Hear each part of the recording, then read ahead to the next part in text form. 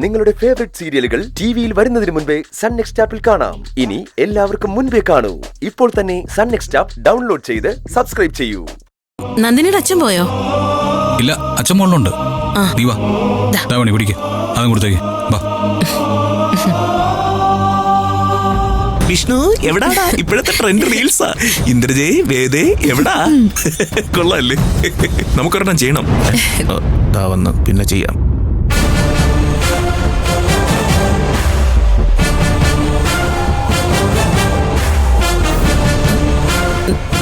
നന്ദിനിക്ക് കൂടെ ഇരിക്കാൻ ആരും ഇല്ലാത്തോണ്ട് ഏട്ടൻ വിളിച്ചതാ. അതിന് നിന്നോട് ഇവിടെ ആരെങ്കിലും കാരണം ചോദിച്ചാ അരുതി? നീ മോളേക്കല്ലേ ചെല്ലേ.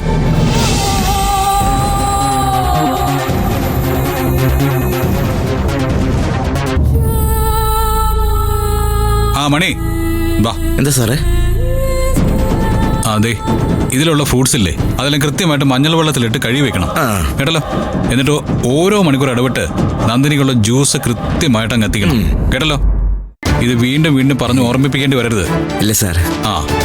ഞാൻ ആ കാര്യത്തിലൊക്കെ ഷാർപ്പാ. പിന്നെ ഇത് കൊണ്ടുപോയി അകത്ത് വെച്ചിട്ട് ഈ വീടിന്റെ എല്ലാ മുറികളുടെ മുമ്പിലും ആര്യവേപ്പിന്റെ എല്ലാം കെട്ടി തൂക്കണം കേട്ടല്ലോ. ആരെങ്കിലും അതിന് വിരോധം പറഞ്ഞാ അത് കൃത്യമായിട്ട് എന്നോട് പറയണം. അയാള് പിന്നെ ഈ വീട്ടിലുണ്ടാവില്ല, അത്രേ ഉള്ളൂ. ശരി സാറേ. പിന്നെ ഈ ഫ്രൂട്ട്സേ നന്ദിനിക്കാണ്, നന്ദിനിക്ക് മാത്രം ഉള്ളത്. ഇടയിൽ ചില കാട്ടുകോഴികളൊക്കെ അത് കൊത്താൻ വന്നിരിക്കും. കല്ലെടുത്തെറിഞ്ഞ് ഓടിച്ചു കൊടുക്കണം. ഇന്ദ്രജയ്, അത് എന്നെ ഉദ്ദേശിച്ചാണ്, എന്നെ തന്നെയാണ്, എന്നെ മാത്രം ഉദ്ദേശിച്ചാണ്. നിങ്ങൾക്ക് വേറെ പണിയൊന്നുമില്ല വിജയ്, എന്തിനു ഓരോ നേരം വാങ്ങിക്കുന്നത്? നീ ഓന്റെ സൈഡാണല്ലേ. അപ്പൊ മണി പറഞ്ഞതുപോലെ താനൊരു നാട്ടിൻപുറത്തുകാരനാണല്ലോ. ഇത്തരം ഒരു അസുഖം വന്നു കഴിഞ്ഞാൽ ഒരു കുടുംബത്തെ എന്തൊക്കെയാണോ ചെയ്യേണ്ടത് അതൊക്കെ കൃത്യമായിട്ട് മുറികളിലും അടുക്കളയിലും പാലിച്ചിരിക്കണം. എന്തെങ്കിലും ഒന്ന് തെറ്റിപ്പോന്ന എന്റെ കൺമുമ്പിൽ കണ്ട അടിച്ച് ഞാൻ കർണം പൊട്ടിക്കും, മനസ്സിലായ? ഇന്ദ്രജയ്, അതവനെയല്ല, നമ്മളെയാണ് ഉദ്ദേശിച്ചത്. ഒന്ന് മിണ്ടാതിരിക്കുന്നുണ്ടോ? നീ ഇപ്പോഴും എന്റെ സൈഡാണല്ലേ. ഈ കുടുംബേ നല്ല രീതിയിൽ നടത്താൻ പറ്റുമെന്ന് ഞാനൊന്ന് നോക്കട്ടെ.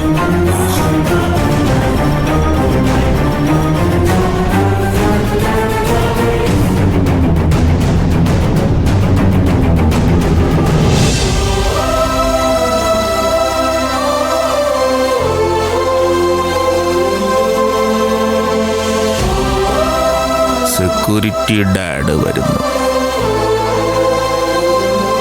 മാഡം, മോളെ ഇവിടുന്ന് കൊണ്ടുപോകണമെന്ന് ഞാൻ പറഞ്ഞതാ. പക്ഷേ സാറുമാര് സമ്മതിക്കാതെ. അതെ, ഇക്കാര്യത്തിൽ ആരോടെങ്കിലും എന്തിനാ അച്ഛാ എക്സ്ക്യൂസ് പറയുന്നത്?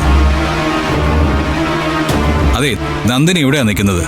അവളുടെ ഭർത്താവിന്റെ വീട്ടില്, എന്റെ വീട്ടില്. ഇവിടെ നന്ദിനിക്ക് സകല സ്വാതന്ത്ര്യങ്ങളുണ്ട്. അച്ഛൻ ധൈര്യമായിട്ട് പോയിക്കോ. നന്ദിനിയെ ഞാൻ നോക്കിക്കോളാം കേട്ടല്ലോ. അവളുടെ അസുഖം ഞാൻ മാറ്റിയെടുക്കും. അത് എന്റെ ഉത്തരവാദിത്വമാ.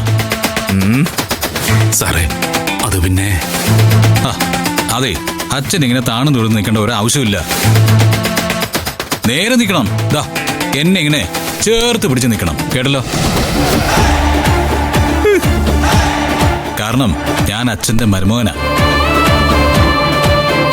എന്റെ അച്ഛനെ പോലെ എന്നോട് ഇടപഴകാനുള്ള സ്വാതന്ത്ര്യം അച്ഛനും ഉണ്ട്. അച്ഛൻ ചെല്ല്, ചെല്ല്. മണി, എന്തോ? ഞാൻ പറഞ്ഞതൊക്കെ തന്റെ മനസ്സിൽ ഇരുന്നോട്ടെ കേട്ടോ. ചെല്ല്.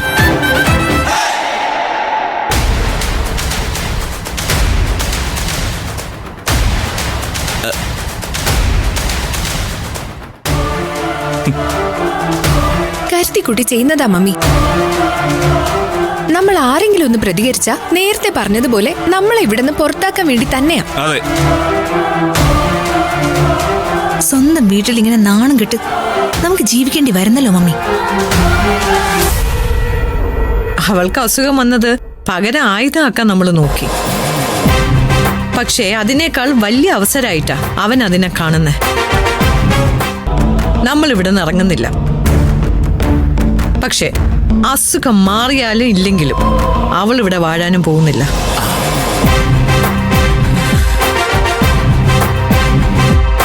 പത്മയ്ക്ക് ജീവനുണ്ടെങ്കിൽ അവൾ ഇവിടെ നിന്ന് ഇറക്കിയിരിക്കും. ഇവിടെ നിന്ന് മാത്രമല്ല, അവന്റെ ജീവിതത്തിൽ നിന്നും.